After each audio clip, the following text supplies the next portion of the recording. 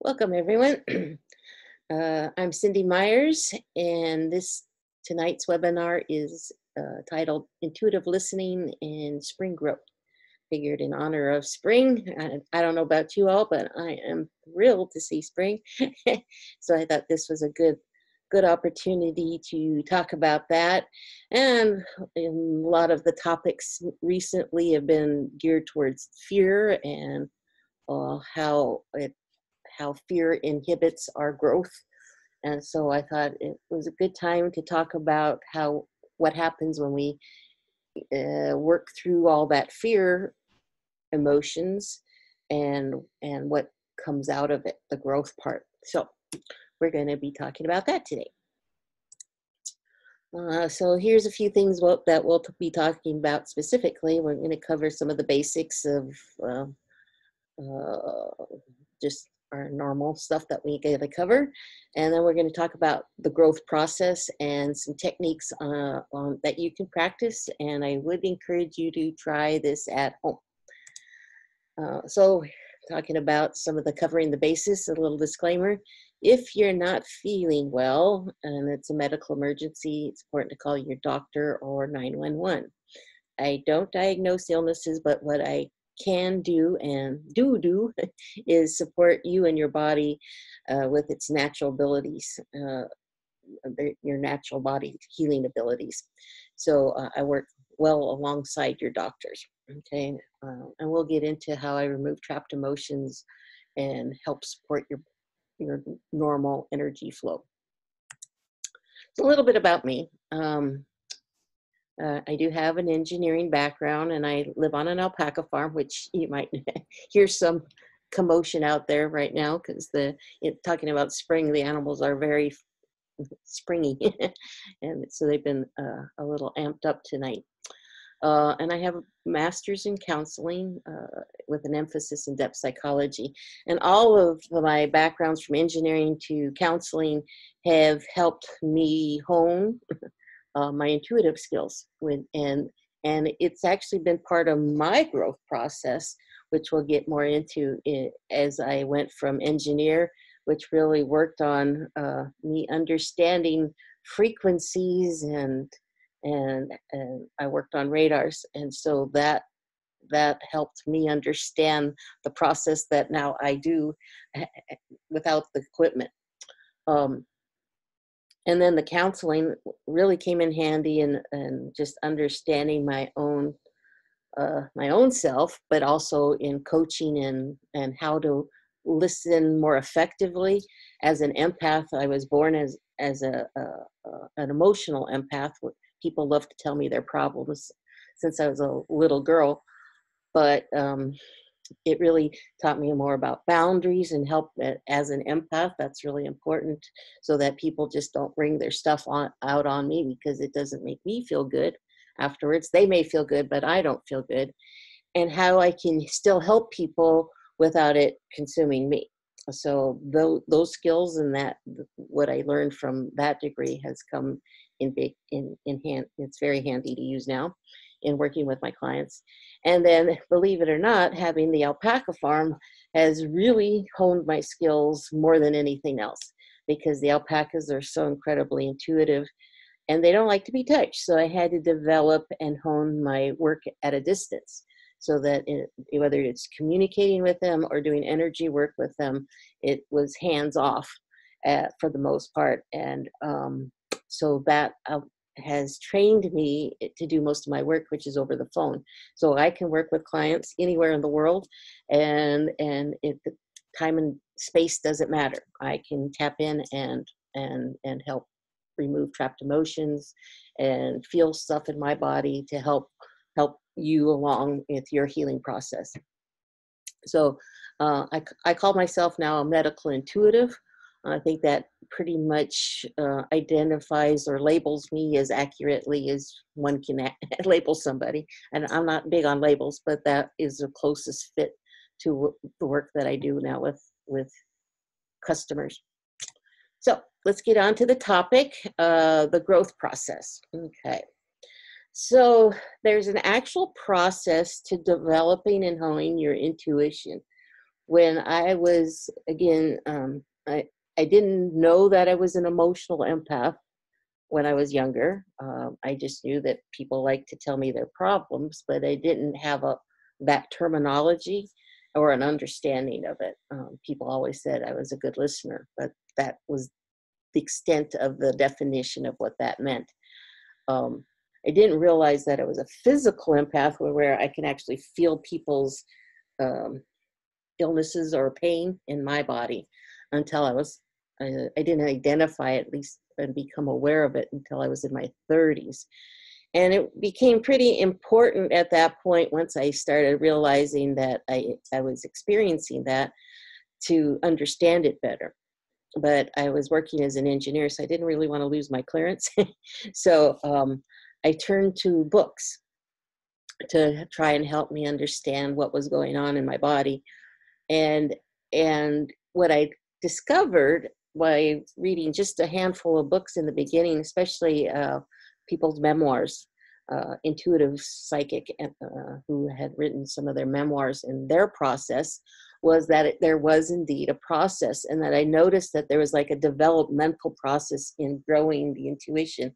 So as they were experiencing things early on in their awareness, I recognized it where I was at, and then they talked about stuff that I hadn't yet experienced yet, but I went, I bet that's coming.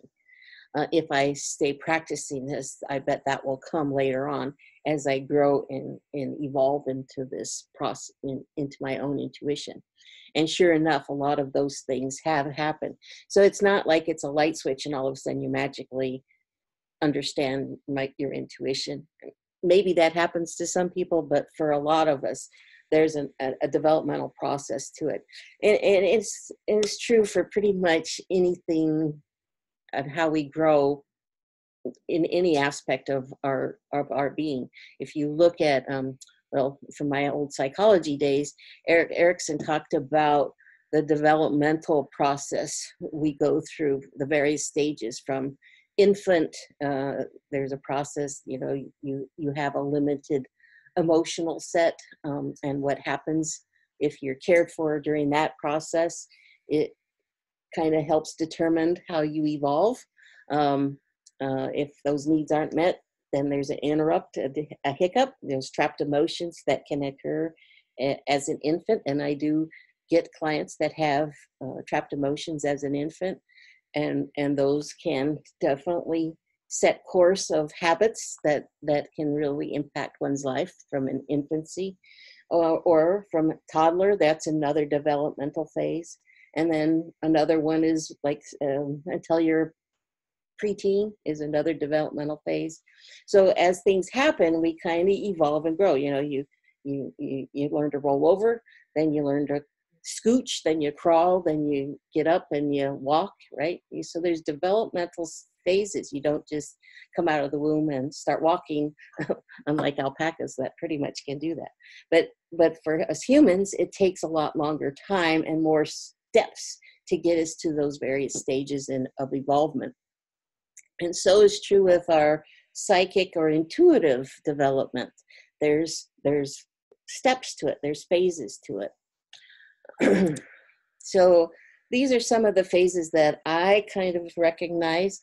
And within these phases, it's not like all of a sudden you have these different steps and then we're done. It's a pattern. So it's like peeling an onion. You'll go through it and you evolve. You figure out how to roll over as a baby, and then you roll over and it gets easier, right? At first it's kind of hard, and then it gets easier. You as you're learning to take your first steps, you fall down a lot, right? But you eventually figure out how to get that balance and figure out how to do those things. Well, so is true with our intuition. We have these different phases or steps within it, and then we'll grow and we'll get the hang of it, and then all of a sudden, okay, you're ready to go to the next level, and then the next and the next. So some of these phases that I've come up with, that I know that are how I go through my developmental phases, kind of follow these trends. So there's usually a catalyst, and that catalyst is quite often something uncomfortable. Um, a huge one for me, one of the biggest ones, was a house fire. That really knocked me on my rear end, and and then it it it it was such a shocking thing that it got me out of my normal routine, right? So I had to deal with something in a major way. It's quite often a crisis, or can be a health issue. It can be something that that's uncomfortable enough that's making us deal with something that we otherwise probably wouldn't want to spend the time and energy doing. So there's a catalyst phase, and then sometimes right afterwards, just like grief, there's an anger phase. So yeah, I'm ticked off that I have to deal with this. This is a not fun. This is a nightmare. I don't want to do this. You kind of go into denial as well about the same time. But maybe if I just pretend that it goes away, but it's too uncomfortable, and yeah, we got to deal with it. So at some point you kind of get sick and tired of how you've been doing things. It's like, okay, I got to deal with this, so I'm going to figure out what's next. So now you start seeking for a new way. Okay. Because how you've handled it, or perhaps however you handled it, is just not an option anymore. So now I got to figure out some new way of dealing with something. Okay. So you start seeking. You're going in and you go look for books to try and understand. You come onto webinars. You're seeking. You're looking for solutions. And then you go, oh, that sounds interesting. Or maybe you had an experience and you go, oh, that makes sense now. I think I'll try more to do that again. Because, that was a fluke that I accidentally found it, did something or experienced something or intuited it. If I communicated with an animal, I went, oh, that animal actually heard me. Cool. I wonder if I can repeat it. So then now you're going to try it again and again. And because that it wasn't unpleasant, that it might get you curious, right? So you'll try it again. Once you kind of have that growth happening now, guess what? It doesn't just keep going and going. You actually kind of slip backwards, and it feels like a slump phase. And the slump phase, it can kind of feel like a depression, or you can get really tired. But you slow down. You get sluggish. And in this phase, this is a really important phase because it gets uncomfortable again. Because you go through the catalyst phase, which is really unpleasant, and the sick and tired of it isn't pleasant. Sometimes the seeking of a new way can be anxiety provoking, but interesting. And trying the new stuff, it's like that can be exciting and fun. And so it can be that crash down can be really disappointing. It's like, oh man, shoot, I finally thought I was coming out of that slump, and here I am back in it again. Dang, right? But you know what? This phase, this new slump phase, it's different than when you were in the catalyst. And this phase is so important, yet it is the phase that we often try and rush through because it's uncomfortable. But this is where our new growth gets integrated. So our brain is actually growing. There's the connections are happening. New paths are being created. And if we skip through it because it's uncomfortable, those paths may not get really sealed in. And if they're not sealed in, guess what? We might lose it. Or we need to go through that phase again. We might need to go through another growth spurt until it does get sealed in better. So we might, there's some people you may recognize folks that you go so far and then you stop and you go back to the same old habit, and you go, you know what, I really want to change this habit, and you get so far and you get some successes, and then you go right back into the old way. That's because sometimes we're not going through that slump phase. We get to that point and it gets uncomfortable, and we go back to what was more comfortable. Even if it wasn't good for us, at least we know what that is. So we go right back to the old habits. So staying with that chrysalis, and I call it the chrysalis phase because it's like the butterfly. uh, to become the butterfly, you go into the cocoon, the moth or the caterpillar, excuse me, the caterpillar, it crawls around, then it goes, time to become a butterfly, but got to go into a cocoon, build its cocoon. And then what happens is that it dissolves. It becomes this soupy DNA mix of stuff.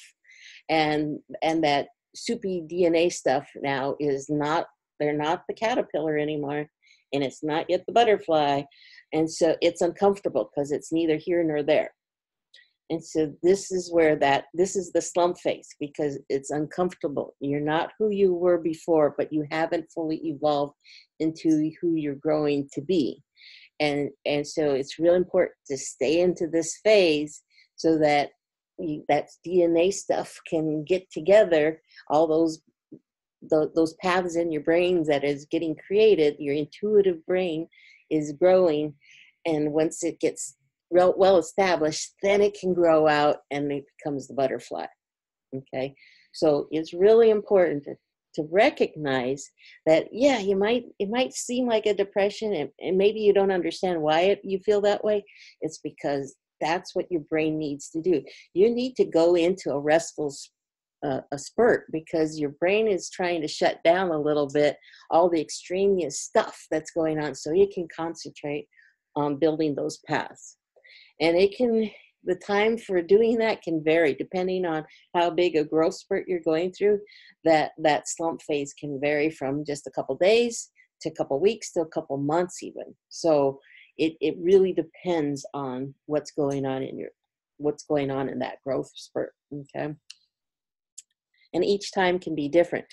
But understanding that process, understanding that this is a process, really can take the anxiety away, because there's like steps to it, right? There's just these different phases to the growth process, and some of them, are uncomfortable. But it's like when I get hit with a catalyst, it's like, I know it's unpleasant, but it's like, well, here we go, time to roll up my sleeves, and I just know that I got to jump in and go through it.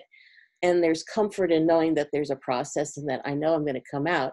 And what's wonderful is that because I've been through this process enough times, that I know what's coming out on the other side is going to be well worth the effort. That butterfly phase is so well worth all the discomfort of the previous phases. But if you don't go all the way through, you don't get to feel that experience. So we got to go through that last slump period. Then you can recognize that, oh, this is cool. I'm getting to really connect more with animals. Oh, I'm really connecting in a deeper level, intuitive level with another person. Okay. Or whatever, however your intuition is evolving. You get to really experience it at a much deeper level. So I'll put up this chakra chart, because where the growth and your intuition may be happening could actually be happening in different places in the chakra points. Some of your more unconscious stuff that you're really having a harder time letting go of are often in the lower chakras, first, second, third. They're more tribalistic. They're more unconscious. So there can be more challenging to work through, because we don't always have the language center. But as we evolve and go and read other books and do more studying and coming onto webinars and open up to other people's language, you'll start resonating with it more, and you'll go, oh, I get it. Oh, I get it. And the dots start connecting on what's going on. The higher chakras you might have more awareness of what's going on, but they can still have it'll have that same process. And it's complicated in that you could have blocks in 1, 3, and 6 at the same time. And whatever your developmental, whatever that phase is, you could be working on opening those centers that are blocked because of whatever that developmental hiccup has been. So chakras are interesting. When I work with clients, I'm not expert in chakras, although in my own development, intuitive development and working with clients, those are becoming more engaged in our sessions, where I'm feeling the difference and where the blockage is related into those chakra centers, which is also related to maybe the physical issue, maybe whatever physical issue you're experiencing. I can tell that, oh, there's something blocked in that power source, which is related to these trapped emotions, and maybe at this age. And we will, it's like a puzzle where we act like a little detective at that point, and the coaching comes really in handy. The dialogue on the phone is really invaluable at that point, because we have to put on our little detective hats sometimes and go, oh, okay, I think this energetic block is as a result of this, and we want to reframe that habit into this new one. That's part of the healing process. That's part of your intuitive development process. So chakras are interesting beasts. There's some really good books about chakras. If you want to learn more about them, I can refer you to some of them, and they can give you a lot more information than what I can tell you over a webinar. But they can be, they are definitely play a part in our developmental process. So here's a couple techniques that you can do in helping yourself through some of these phases, because each phase, the technique really in getting through them is the same for yourself in working through them and opening them up. It's not just working through them, but honing the new ones. We want to use these skills. So these are the new habits that we want to get established.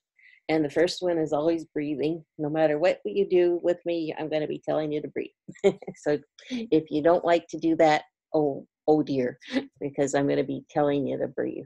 So it's really important that we take good full breaths. If you want to hone and develop your intuitive abilities, you gotta breathe. When I'm working with clients, I can tell when I disconnect off of somebody, it's because I'm breathing more shallowly.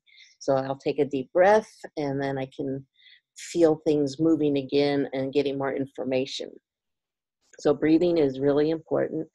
Then I like to use gratitudes, or I'll use peace and calm. I want a high frequency emotion that can, again, helps get my energy vibrating at a higher frequency. That allows that information, that intuitive information, to get in. The negative emotions, the fear-based emotions, they shut things down. So if I'm trying to open up and evolve into an understanding and awareness, then I really want to get into the higher frequencies.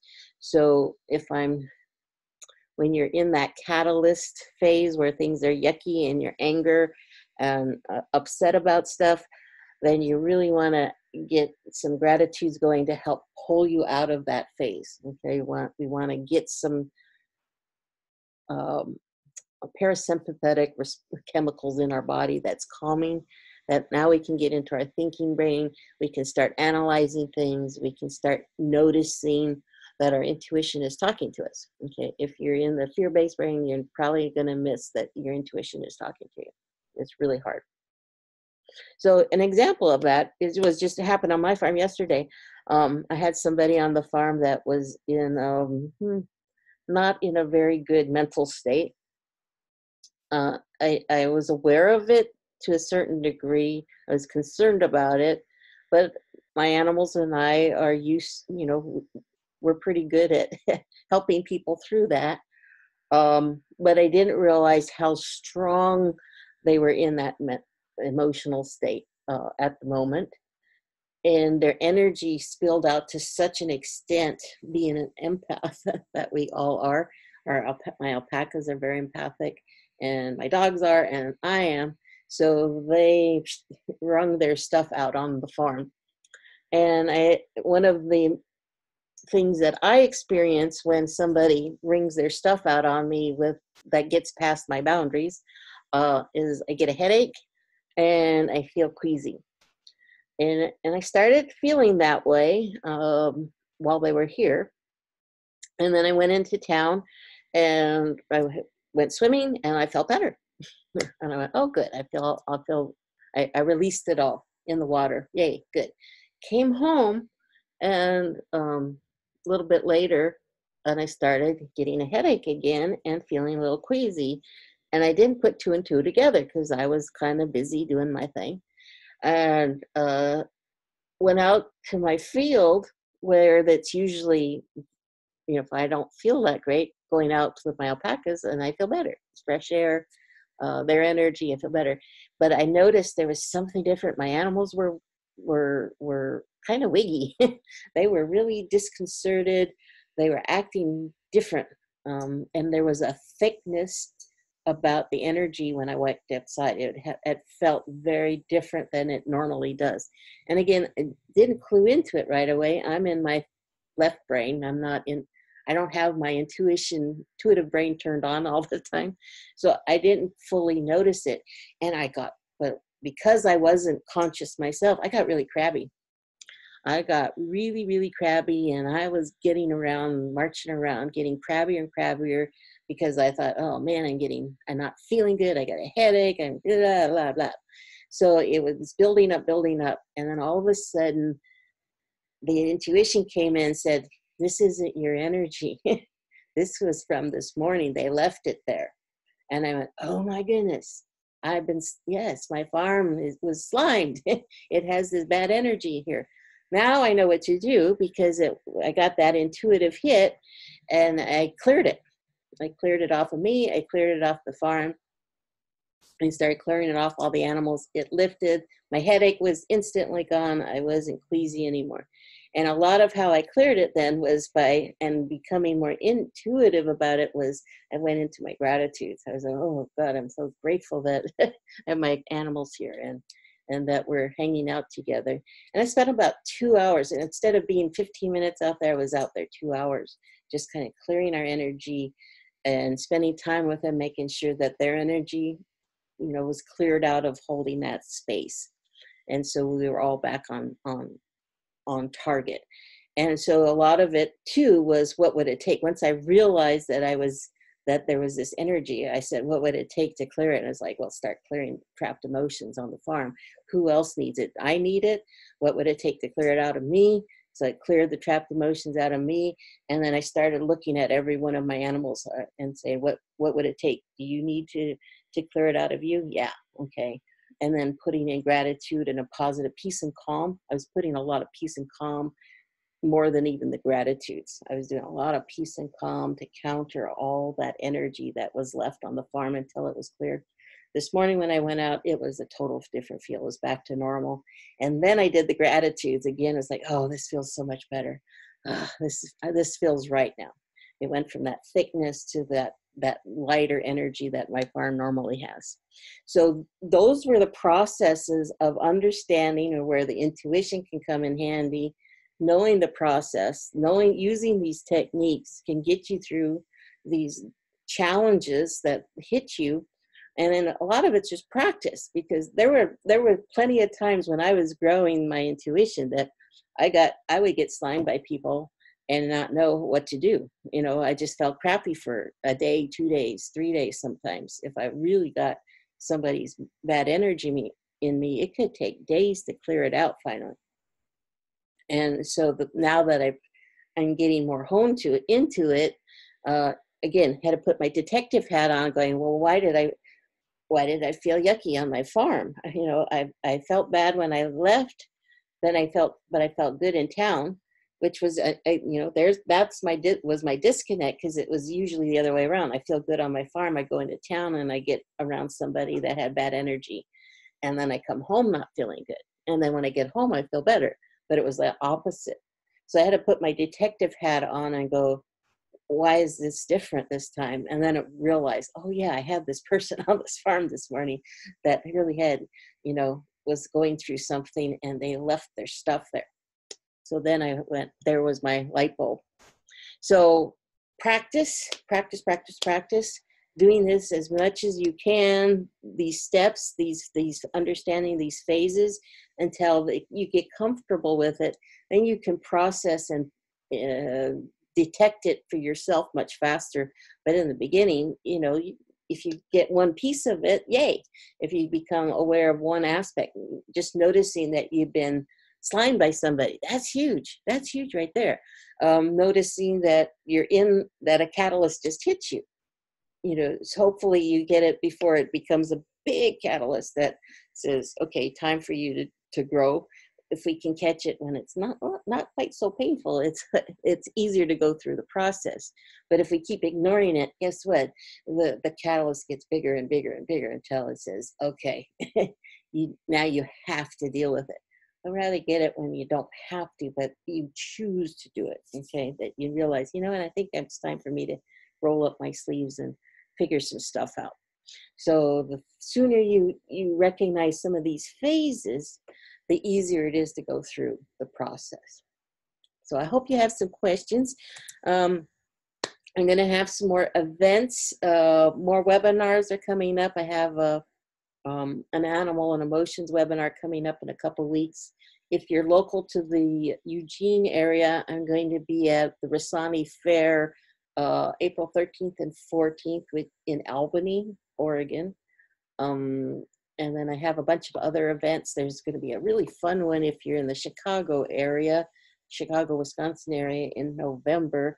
It's going to be the All Souls retreat, and I'm going to be one of the panelists. So there's going to be information on my website about all those things.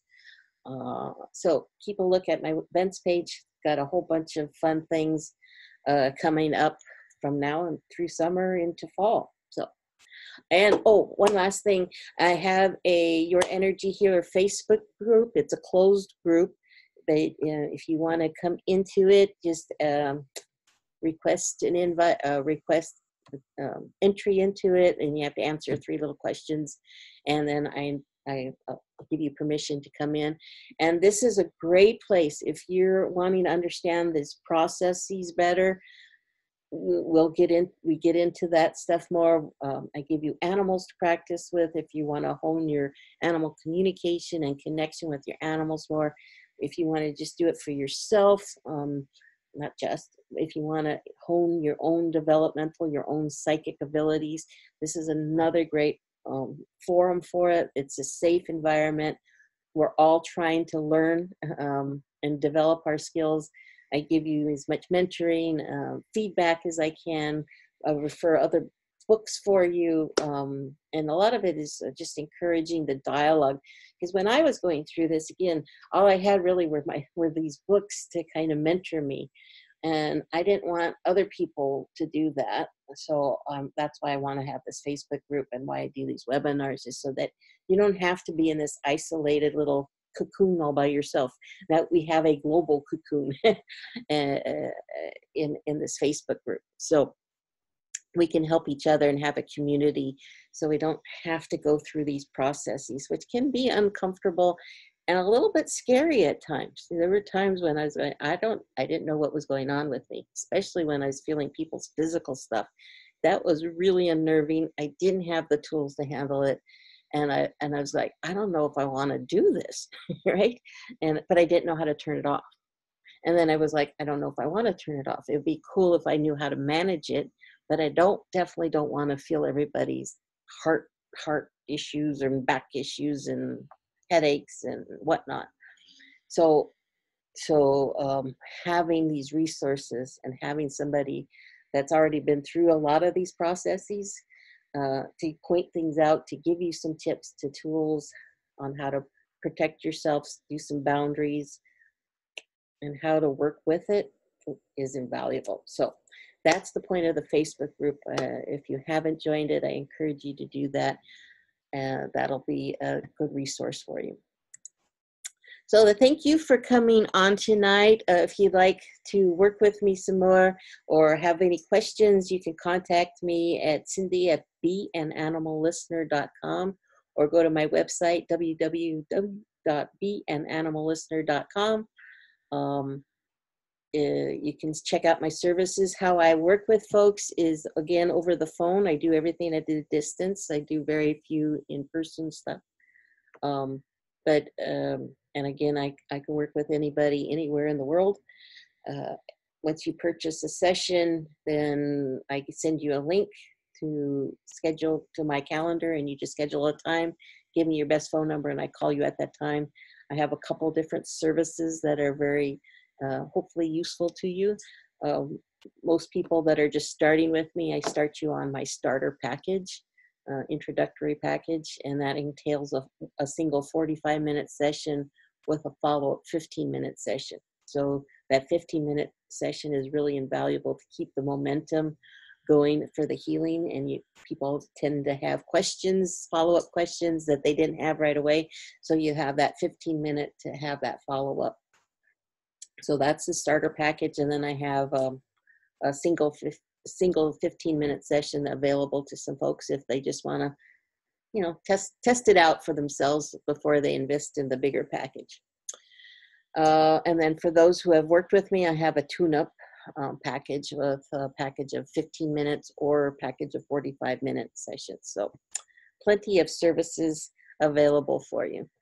So with that, I'm going to stop sharing and see if you have any questions, and we'll get into the demos. And I see my little girl Tesla joined us. I don't know if you can see her, but she just came and sat down beside me. All righty. There we go. So, any questions? Let's see.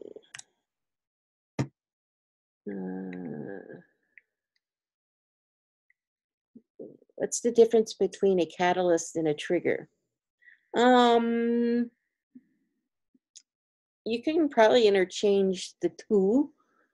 Sometimes I would say a catalyst can be more of an event that is happening to you, whereas a trigger can be an experience that you're going through that is, it's actually something that's happened to you in the past that you're reliving. It's kind of a PTSD thing.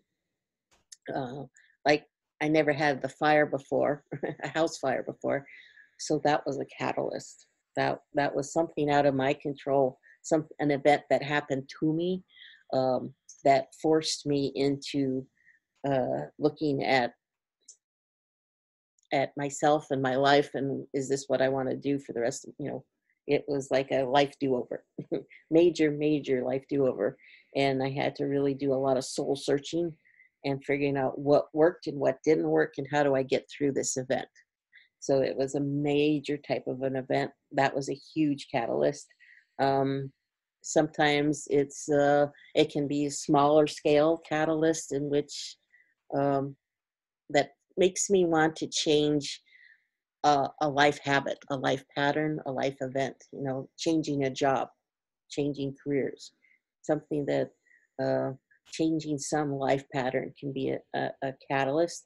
A trigger can be, well, now after the fire, I can get triggered by smelling smoke or having a nightmare about a fire. I had a nightmare the other day about a fire that triggered me. So those are opportunities because I'm triggered. I'm going, I need to learn something. Otherwise it wouldn't bother me. So then when I get triggered, then I will, it's more of a mini catalyst. And I hope that answers your question on that.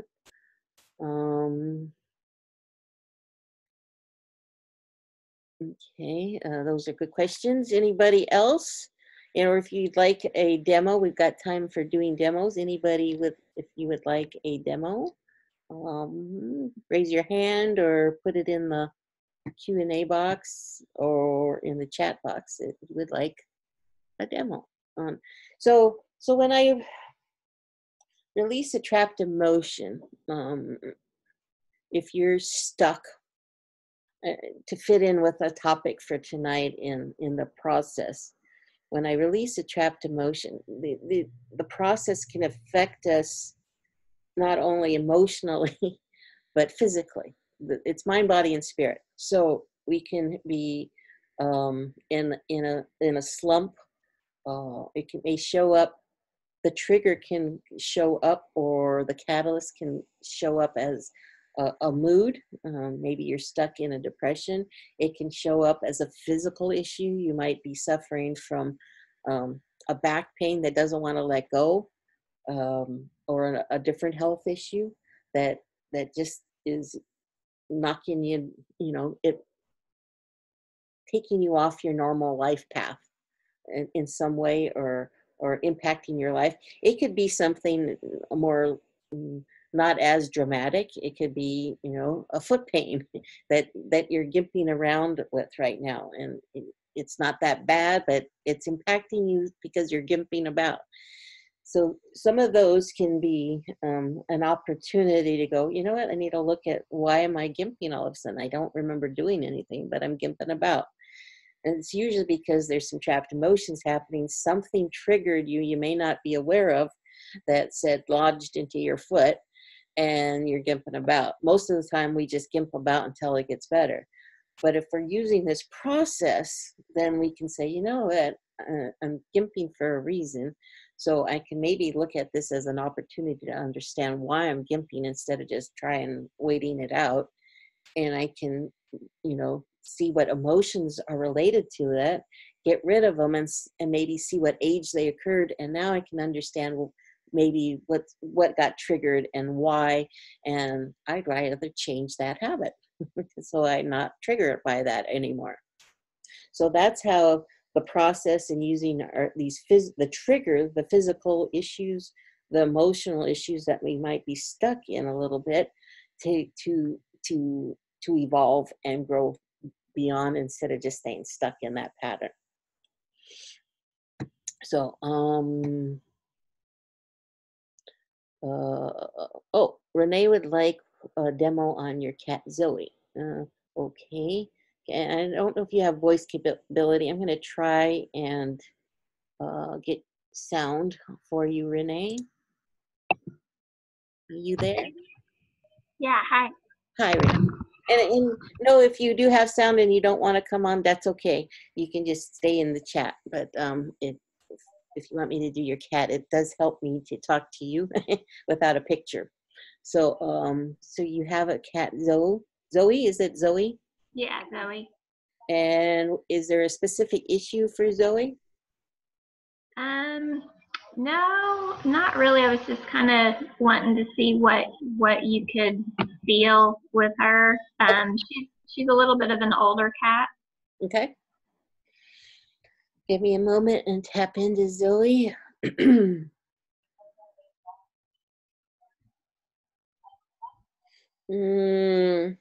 I think she might have a little tooth pain.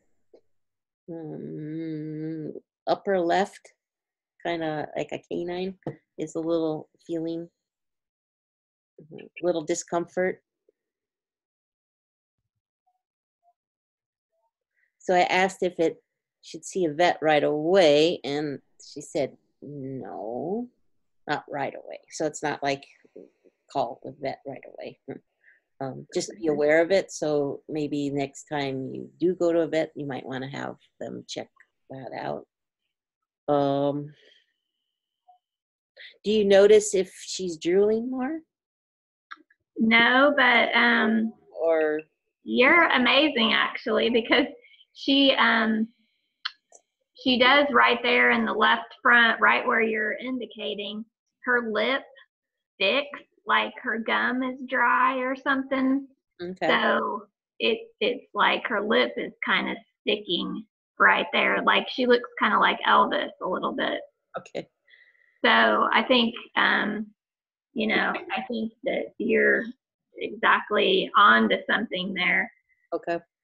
So yeah, then, if it's starting to impact her eating, or if she starts messing with it more, or I'm surprised it's dry. My mouth, well, my mouth is dry, but I've got an odd taste in my mouth. So it could be turning like,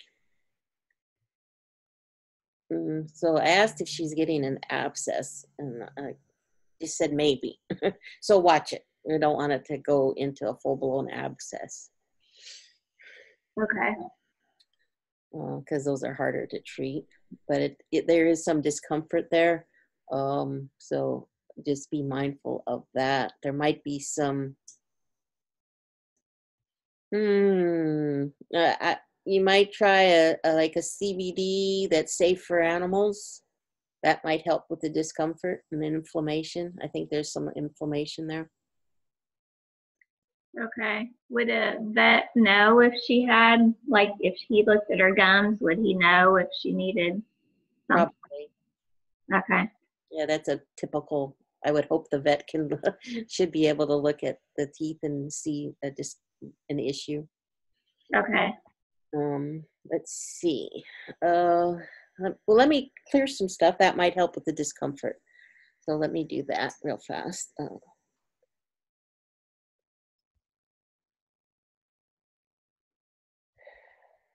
Worthless. Was she a rescue, or did you get her as a kitten? I got her as a kitten. Okay. Sometimes they absorb our emotions too, just like my animals did yesterday with the person. They absorbed their emotion.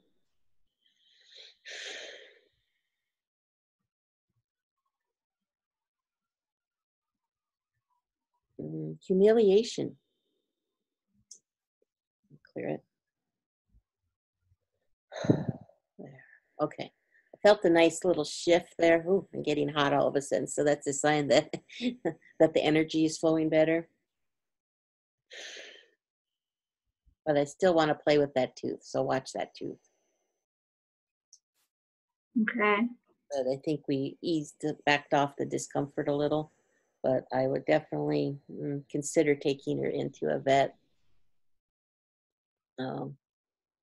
Again, I don't think it's like you're not, doesn't feel like a medical emergency situation, but you may not want to wait super, super long either. Okay, I will. Any other questions? Could you ask her about her food? She doesn't eat a lot. Are you using wet food or kibble? Yeah, I have kibble out all the time, but I give them wet food every day. And she's a small cat. She's not. It's hard to find something that I feel like she really likes. You know, I know chicken's her favorite flavor, but she just doesn't seem to eat a lot, and I worry that she's not like eating enough. Mm-hmm.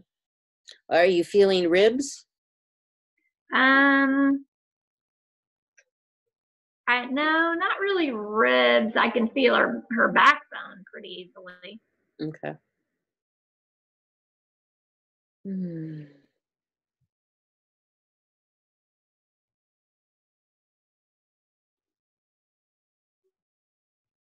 She's just saying, I'm not hungry.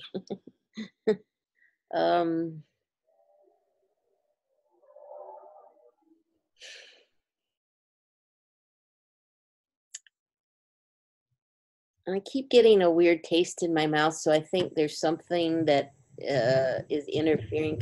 So if she's a little hungry, like if you have a weird taste in your mouth, it interferes with the taste of the food.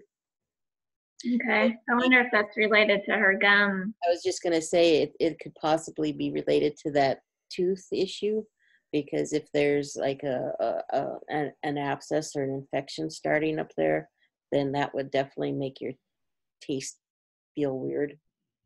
Okay. Okay. Oh, yeah, I'll definitely check that out then. Yeah. Okay. Thank you. That's awesome. You're Good welcome. job. Thank you. Okay, we got some questions in the Q&A box here.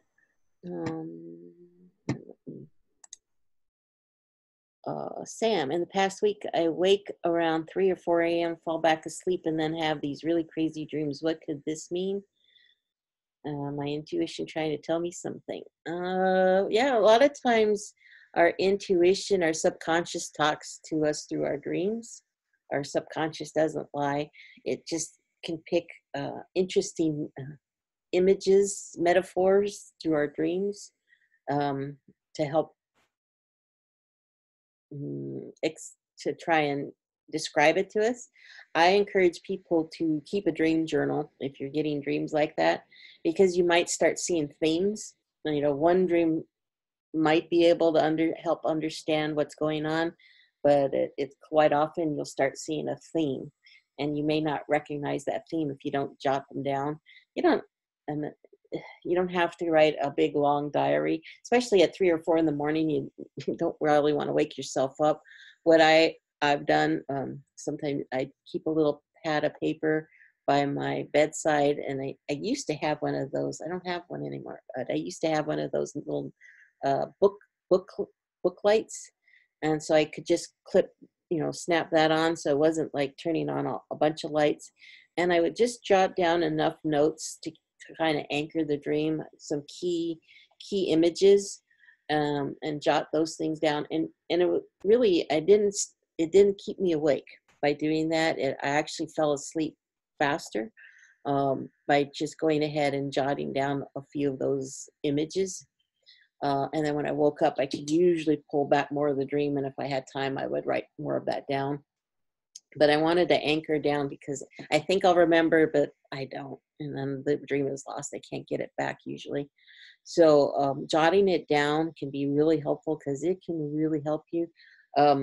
Again, I had that nightmare the other day of the fire. That was actually a premonition dream of things kind of getting my goat, that I was going to have to deal with putting out little fires that were out of things that weren't, again, kind of like that person here yesterday, that wasn't my stuff, but I had to deal with it. So there were some other matters that were happening that weren't really my issue, but they became my issue that I had to go and deal with. That was that dream. And when I woke up from that, I got triggered because of the fire. And I was very rattled by that dream. And I don't always get rattled by dreams. That one rattled me because I think it was related to the premonition piece of, what's going to happen? and it was right, but it wasn't massive like house fire again. It was just, you're going to have to deal with putting out some of these issues. So that is how you can use dreams a little bit. A lot of them, though, are not premonition dreams. They're just, you're dealing with trying to figure out how to overcome a certain issue, or you're trying to grow. And your dreams will, I have a lot of dreams where I'm climbing up obstacles. I'm walking along and all of a sudden it's this big path or a block in my path. So those are typical things in my dreams. So then I know I got to roll up my sleeve and figure out what's blocking me from getting to where I want to go. So dreams are very powerful and useful in honing and developing our intuitive side. Again, good place to go is to that Facebook group. Share your dreams, and because people learn from each other's stuff, and dreams have a lot of collective themes to them. So even though they're personal to you, there can be themes that other people can relate to, and other people can learn from those experiences. So I encourage people to jot their dreams down in that Facebook group, and we can kind of dig in there and understand the themes of them better. Janet, I'd like some help understanding my stuckness around getting a new dog. I can't seem to commit again or make a decision. No sound available. Okay. Yeah. When we lose a beloved pet, our heart, even though we might want one, our heart says, "Oh, I don't want to get hurt again." And so that's a common thing. So we can remove, if it's okay with you, let me clear a couple trapped emotions that can help unlock things. And then it might be too that either there could be a number of reasons. Either timing is waiting for the right one to come, and that right one isn't quite available yet. So the blockness even though we think it's because of us, it's just because no, we're waiting for this one to come available to you, and it's not here yet. So we don't want you to be ready just yet. Okay, because this one, it'll be coming soon, but it's not quite here yet. So that can be part of the stuckness, is that it's working with you and supporting you without you realizing it. And then the other thing could be that, now I lost it. Take it back, please. Yeah, so some of it too is we just need to clear some of the trapped emotions and help you identify better what you do want. What kind of dog, it might be you're too generic. I would like a dog. Okay. But we have to be careful sometimes in not being too generic. We might need to say, I would like a dog that, I would like my next dog probably to be a rescue dog that has some basic stuff, because I don't want to do another puppy right away. I got a puppy now and he's very destructive, so I'm not ready to do it a puppy. So I think I would like a rescue dog that's got basic, some real basic stuff. At least it's potty trained, it's got some basic manners, house manners. So I'm not inventing. I don't have to go through that more challenging phase of teaching that stuff in the beginning. So, and then there's certain breeds that I might prefer. So I personally would like another Aussie, so I'm defining what I would like to look for a little bit better. And that's not just enough by the breed. I would like one that has a certain temperament.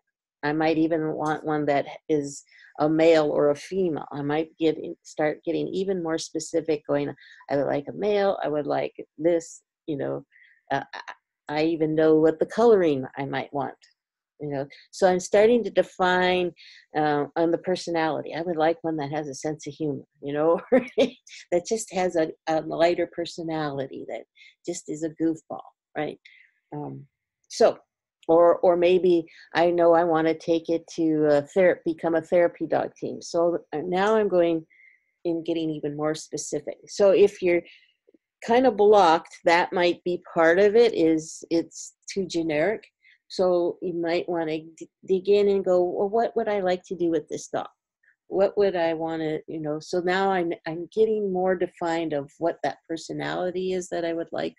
So when it comes, I can recognize it. Then I will really know that's the dog. That is the one. An example of this again would be the first dog that I chose that wasn't a family dog, that was the dog that I chose for myself. Years before I got him, I was driving down the street and came to a traffic light, and the car that stopped next to me. I looked out and there was this beautiful dog in the window looking back at me. And it had this beautiful red and white coloring. It was a red and white Australian Shepherd, which I didn't even know what that breed was at the time.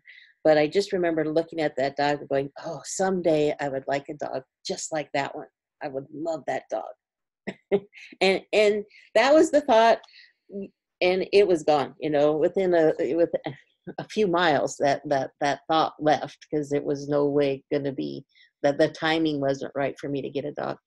So years later it happens, and I'm ready to have a dog enter my life, and I'm thinking I want a lab or a retriever. That was kind of the personality and temperament and size and kind of dog I was thinking of, was some kind of a lab mix maybe. And I started looking for that kind of a dog in the shelters and different things, and I'm thinking puppy too. And I contacted somebody who was a trainer, and she happened to was fostering a dog, and she said, you might want to check out this dog I have. He's an Australian Shepherd, and blah blah blah blah. He's 18 months old, got some good manners, blah blah blah. And I went, I want a puppy. So anyway, I spent about 5 minutes with the puppy and went, you know what, that 18-month-old that's potty trained and has some basic manners sounds really good. Called this trainer back up, went and saw him. And that was the same dog. This was not a lab. It was the dog that I had seen in the car. I mean, of course, he was a different dog, but he looked just like that dog that I said, someday I want that dog. And here he was. And so I had that in my mind way back when. And that was and so when he walked into that room, I went, that's the dog. I know that's him. Because then all of a sudden that memory came back and I went, he's it. I knew he was the one. So think about what you want, and then let's remove some of the trapped emotions if that's okay with you. Let's see. Okay.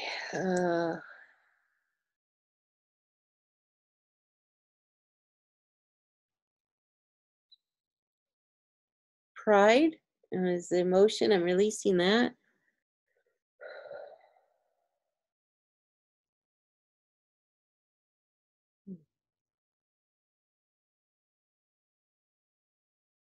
Guilt is the emotion, so I'm removing that. So I'm focusing in this case. Sometimes I will focus on a physical issue. Sometimes I will just trust your subconscious. But sometimes you have a specific issue, like you're blocked because of around finding this dog or being open to having a dog entering to you. So I'm asking your subconscious to focus on trapped emotions that are for that that issue. And so those are two of the emotions. And I released that. Oh, and it was in your neck as well. That guilt was right in the back of your neck. And I released that.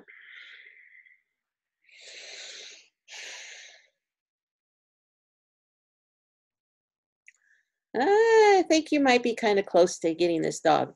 So, because I just kind of seen it I've seen somebody right just outside. I just saw a dog. So, I'm not going to tell you any more about it because I don't want to put my input into it. But I see a dog. So hang in there and just keep your eyes open. So thank you, Janet. So Sam, so after I keep my dream log for a time, then would I schedule a session with you? Well, you can schedule one anytime you want. I just encourage people to keep a journal anytime. Anybody who's worked with me, you'll hear me say that a lot, especially if you're growing your intuition. If your purpose of working with me is to grow your intuition,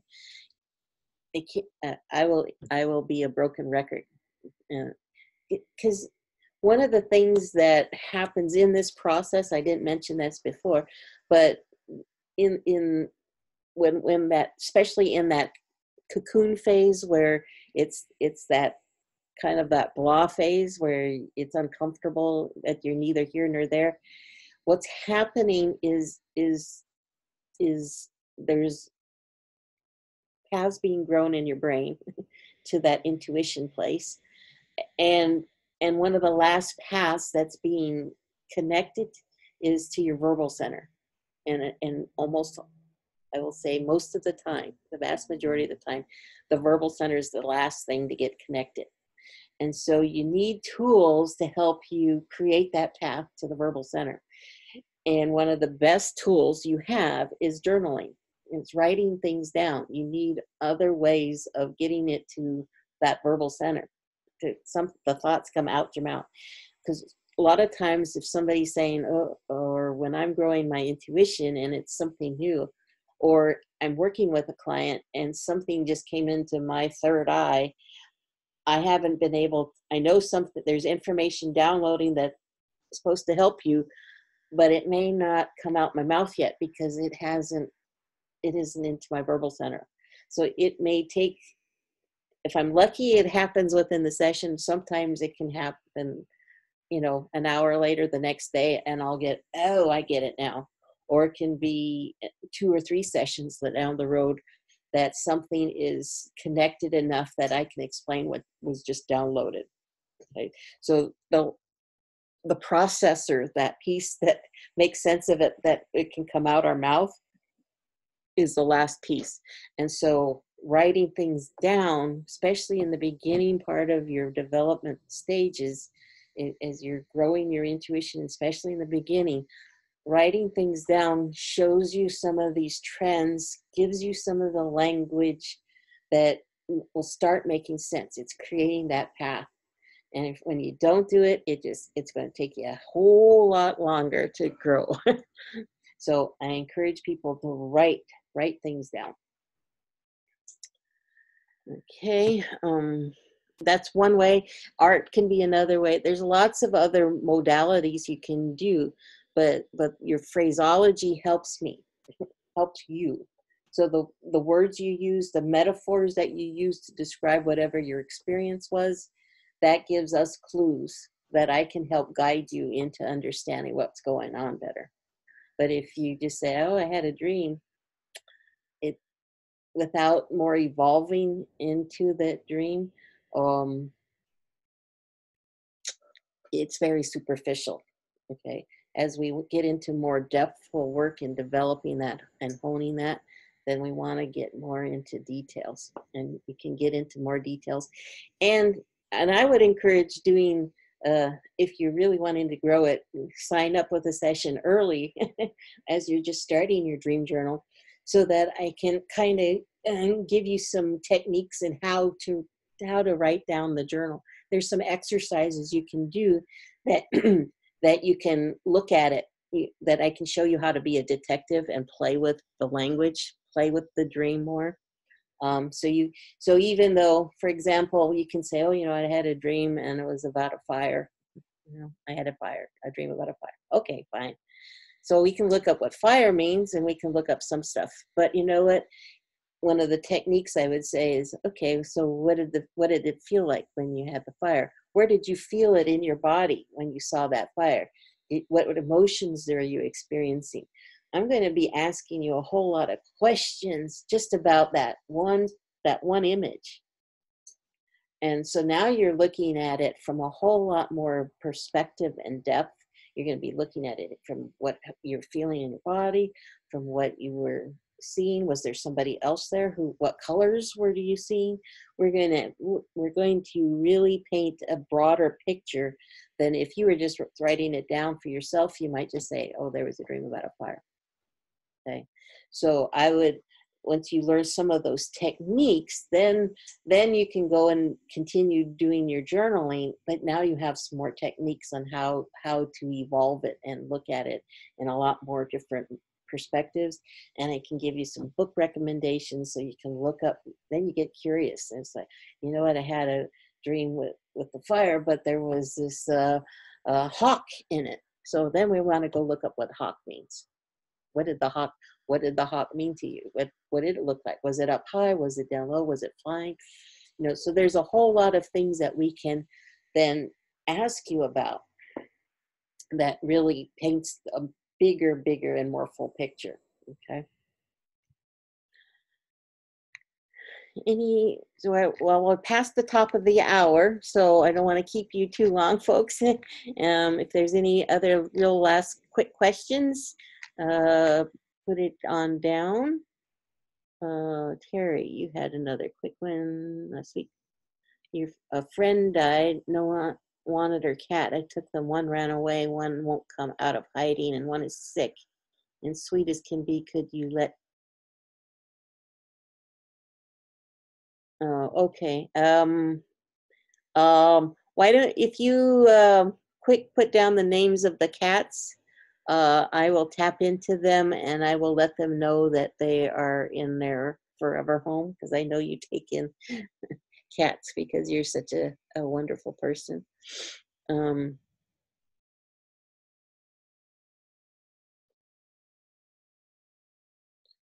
Okay, Lulu, Maddie, and Boogers. Okay. So let me tap into them real fast and let them know. And I'm going to clear some grief for them because they can absorb or feel grief and loss.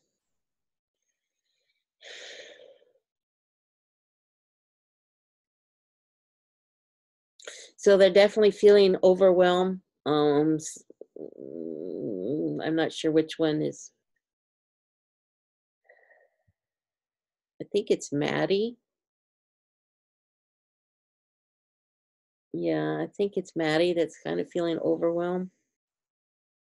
Oh, he's the one that ran away, or she. Um, so yeah, trying to get home. I'm not sure it's going to find its way back. Mm.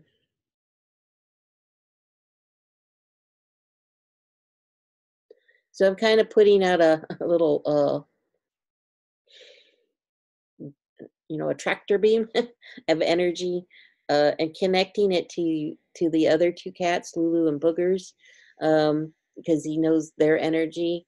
So hopefully Maddie can find connect to their energy to find its way back to them. I'm not sure if that will help, but we'll try it. Mm. Yeah, I don't think too far, but it's, and I think it's afraid to come back right now. So I put that energy out for it to go back to its friends, to its mates, and that's where it's safest for Maddie to come back. Okay, I felt the shift. So hopefully that will help Maddie come back. All right, folks. Well, I don't want to take much of your time, and we went 15 minutes over our time. So, but I hope tonight was something useful for you.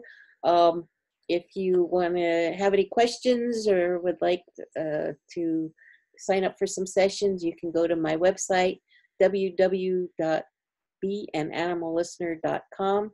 And if you have any questions, just shoot me an email, Cindy@beananimallistener.com, and I'm happy to answer any questions you might have. Thank you very much for coming on tonight. I appreciate all your time and your energy that you shared with me tonight. So have a great evening, and we will talk to you soon.